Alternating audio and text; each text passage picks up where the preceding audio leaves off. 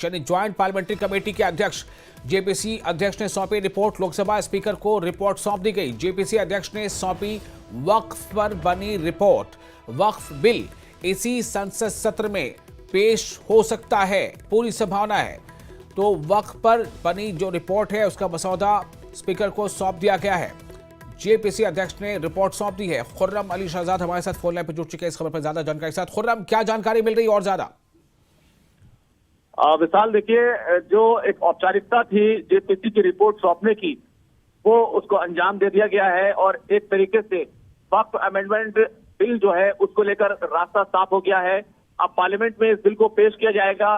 मैं आपको बता दूं, गुज़िश्ता दिनों हमसे जो जेपीसी के चेयरमैन है जगदम्बिका पाल, वो भी मेंबर ऑफ पार्लियामेंट है और तमाम ही जो जेपीसी के मेंबर है वो मेंबर ऑफ पार्लियामेंट है। उन्होंने साफ तौर पर कहा था कि इसी सत्र में, इसी सेशन में जो रिपोर्ट है वो हम दे देंगे और उसके बाद जो है इसी सेशन में बिल भी पार्लियामेंट में पेश किया जाएगा। आपको मालूम है पिछला जो सेशन था उसके दूसरे हफ्ते के आखिरी दिन ये कहा गया था कि रिपोर्ट पेश कर दी जाए, लेकिन जेपीसी के जो मेंबर थे, खास तौर से जो अपोजिशन के मेंबर थे, मेंबर ऑफ पार्लियामेंट थे, उनकी तरफ से वक्त मांगा गया और उस वक्त तक उतना बड़ा कंसल्टेशन भी नहीं हो पाया था।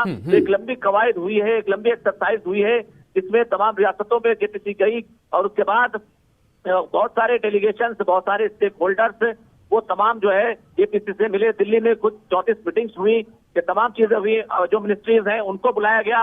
एक लंबे कंसल्टेशन के बाद ये जो बिल है, ये जो रिपोर्ट है, इसको तैयार की गई है। अब बिल के तौर पर इसको पार्लियामेंट में पेश किया जाएगा। उस वक्त देखना ये होगा कि बिल में किन चीजों को लिया गया है। हालांकि जेपीसी की जो रिपोर्ट फाइनल हुई है उसमें जिस तरीके से अमेंडमेंट हुआ है, क्लॉज टू क्लॉज हुआ है, उसको लेकर विपक्ष में और सरकार के जो मेंबर्स हैं, एनडीए के जो हलीफ, जो तमाम मेंबर ऑफ पार्लियामेंट हैं, उनके बीच अभी भी विवाद और तनाजा है, उनके बीच अभी भी इख्तलाफात है।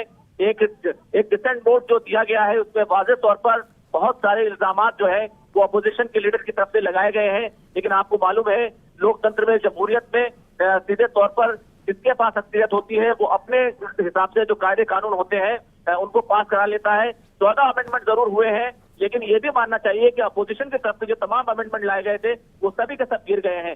तो कुल मिलाकर बहुत ज्यादा चेंजेस नहीं है। कई तरह के चेंजेस है, जैसे कि एक बहुत बड़ी जो इश्काल था, आपत्ति थी, वो ये थी कि डीएम को दिया जा रहा है अधिकार कि वो वक्त के मामलों का जो है फैसला करेगा। लेकिन अब उसको उससे थोड़ी सी तब्दीली करके राज्य सरकार की तरफ से एक ऑफिसर अपॉइंट करने की बात की गई है। तो थोड़ा सा बदलाव किया गया है, लेकिन अभी भी जुडिशरी का और दूसरी तरफ जो इंतजामिया है, जो एडमिनिस्ट्रेशन है, उसके बीच जो फैसला करने की जो बात है उसको लेकर एक विवाद जो है वो लगातार बना हुआ है।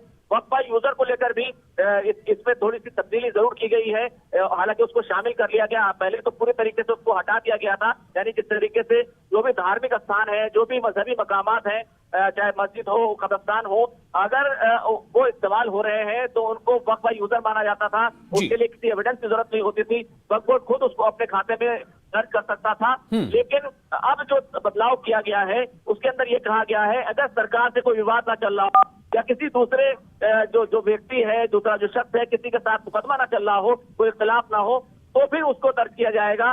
तो इस तरह की तमाम चीजें हैं। इसको लेकर जो है अपोजिशन कह रहा है कि एक तरीके से सरकार के कब्जे में ये तमाम चीजें जा सकती हैं। कुल मिलाकर भले ही जेपीसी की रिपोर्ट जो है वो सबमिट कर दी गई हो, अब बिल आने वाला हो, लेकिन पार्लियामेंट में आपको सियासी गर्मी जरूर देखने को मिलेगी। चलिए, बहुत शुक्रिया आपका खुर्रम तमाम जानकारी के लिए। तो इस वक्त की एक बड़ी खबर आपको दी आपने कि जेपीसी यानी वक्फ को लेकर जो जेपीसी का गठन हुआ था, तो जेपीसी अध्यक्ष ने रिपोर्ट सौंप दी है। लोकसभा स्पीकर को रिपोर्ट सौंप दी गई है। जेपीसी अध्यक्ष ने सौंपी वक्फ पर बनी रिपोर्ट। वक्फ बिल इसी संसद सत्र में पेश हो सकता है।